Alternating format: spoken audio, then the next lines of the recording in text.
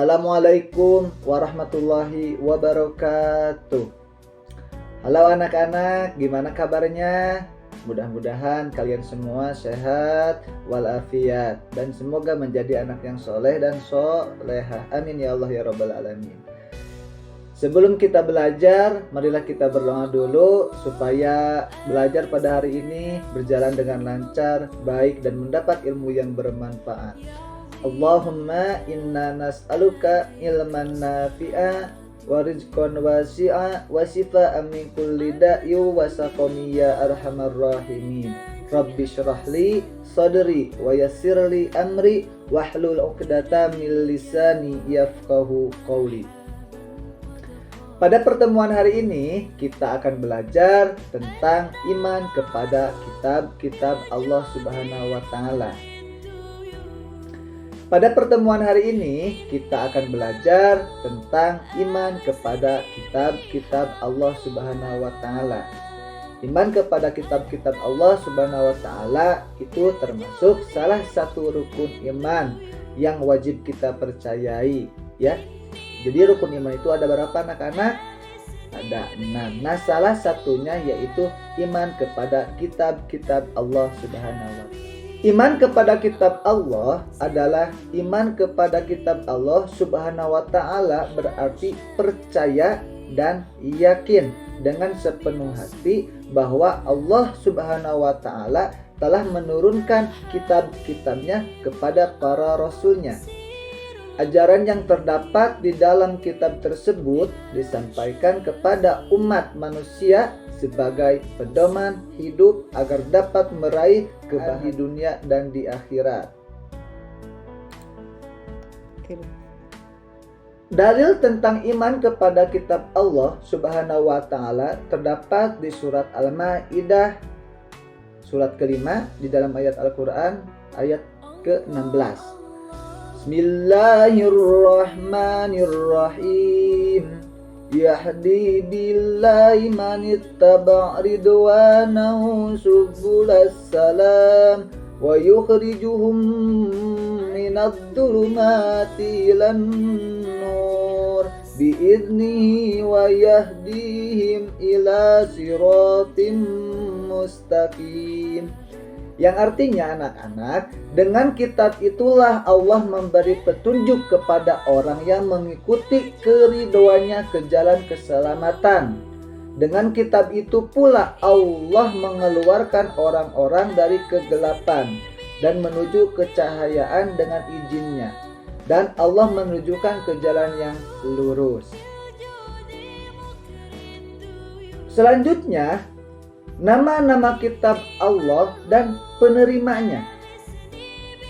Nama-nama kitab Allah itu yang diturunkan ke alam dunia itu ada 4. Pertama, anak-anak, yaitu kitab Taurat diturunkan kepada Nabi Musa alaihi salam. Kedua, kitab Zabur diturunkan kepada Nabi Daud alaihi salam. Ketiga, kitab Injil diturunkan kepada Nabi Isa alaihi salam. Dan yang terakhir yaitu kitabnya umat suci Islam, yaitu Al-Quran diturunkan kepada Nabi Muhammad sallallahu alaihi wasallam. Yang pertama yang akan kita bahas adalah isi pokok kitab Taurat. 1. Isi kitab Taurat itu adalah perintah untuk mengesahkan Allah Subhanahu wa taala. Kedua, isi dari pokok kitab Taurat itu adalah larangan menyembah patung atau berhala. Ketiga, larangan menyebut nama Allah dengan sia-sia. Keempat, perintah menyucikan hari Sabtu.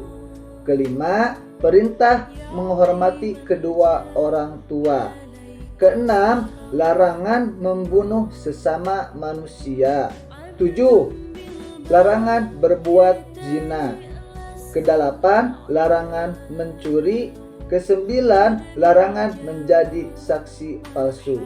Dan ke-10 yang terakhir anak-anak, isi pokok kitab Taurat itu adalah larangan mengambil hak orang lain.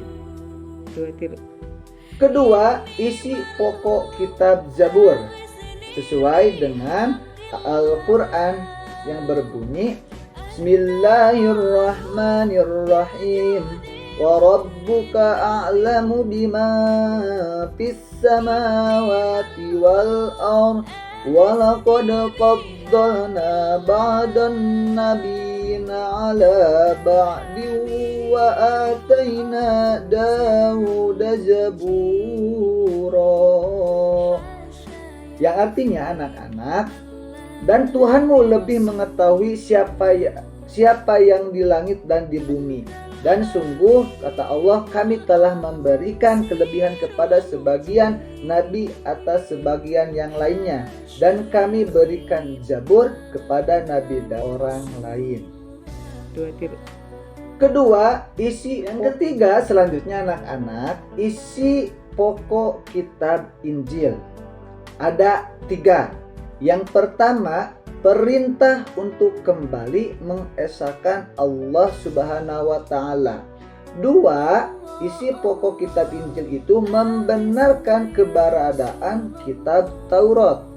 3. Menghapus beberapa hukum dalam kitab Taurat yang tidak sesuai dengan perkembangan zaman.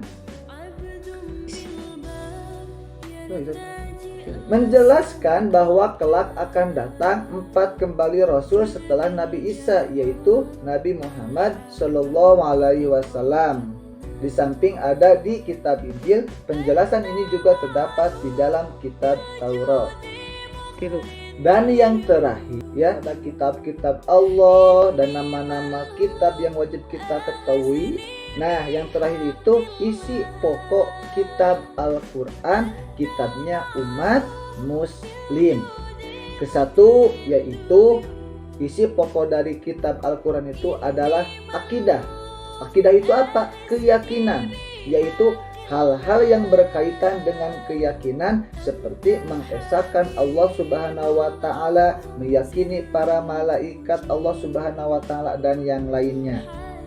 Kedua, isi pokok kitab Al-Quran itu adalah akhlak pada kitab-kitab Allah dan nama-nama kitab yang wajib kita ketahui. Nah, yang terakhir itu isi pokok kitab Al-Quran, kitabnya umat muslim. Kesatu, yaitu isi pokok dari kitab Al-Quran itu adalah akidah. Akidah itu apa? Keyakinan, yaitu hal-hal yang berkaitan dengan keyakinan seperti mengesahkan Allah Subhanahu wa Ta'ala, meyakini para malaikat Allah Subhanahu wa Ta'ala dan yang lainnya. Kedua, isi pokok kitab Al-Quran itu adalah akhlak pada kitab-kitab Allah dan nama-nama kitab yang wajib kita ketahui. Nah, yang terakhir itu isi pokok kitab Al-Quran, kitabnya umat muslim. Kesatu, yaitu isi pokok dari kitab Al-Quran itu adalah akidah. Akidah itu apa? Keyakinan, yaitu hal-hal yang berkaitan dengan keyakinan seperti mengesahkan Allah Subhanahu wa Ta'ala, meyakini para malaikat Allah Subhanahu wa Ta'ala dan yang lainnya. Kedua, isi pokok kitab Al-Quran itu adalah akhlak pada kitab-kitab Allah dan nama-nama kitab yang wajib kita ketahui. Nah, yang terakhir itu isi pokok kitab. Ketiga, yaitu ibadah, yakni berkaitan dengan tata cara beribadah seperti sholat, zakat, dan ibadah yang lainnya. Keempat, isi dari pokok kitab Al-Quran adalah muamalah, yakni berkaitan dengan tata cara berhubungan kepada sesama manusia. Dan yang terakhir, yang kelima adalah tarikh atau sejarah, yaitu kisah orang-orang dan umat terdahulu. Oke, selanjutnya yaitu dalil nakli. 1. Kitab Allah Subhanahu wa Ta'ala sebagai petunjuk bagi manusia. B. Al-Quran sebagai kitab suci umat Islam. Supaya kita lebih memahami perbedaan kitab ya dengan yang lainnya, Bapak jelasin. Sekarang kita akan menjelaskan perbedaan antara kitab dan suhuf. Antara lain, 1. Isi kitab lebih lengkap daripada isi suhuf. Kedua, bentuk dari kitab sudah dibukukan, sedangkan suhuf masih berbentuk lembaran-lembaran yang terpisah. Ketiga, kitab biasanya berlaku lebih lama daripada suhuf. Setelah dari perbedaan antara kitab dan suhuf, kita masuk ke terakhir, pokok pembahasan terakhir, yaitu hikmah. Ada beberapa hikmah yang kita dapat pelajari. Yang pertama, 1. Memberikan petunjuk kepada manusia mana yang benar dan mana yang salah. Kedua, pedoman agar manusia tidak berselisih dalam menentukan kebenaran. Ketiga, memberikan informasi sejarah kehidupan orang-orang terdahulu. Hal ini bisa menjadi pelajaran hidup yang berharga bagi umat manusia saat ini. Keempat, manusia dapat mengetahui betapa besarnya perhatian dan kasih sayang Allah Subhanahu wa Ta'ala kepada para hamba dan makhluknya. Alhamdulillah, pokok pembahasan hari ini kita sudah.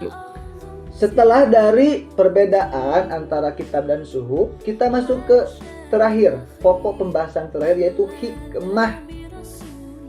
Ada beberapa hikmah yang kita dapat pelajari. Yang pertama, 1. Memberikan petunjuk kepada manusia mana yang benar dan mana yang salah. Kedua,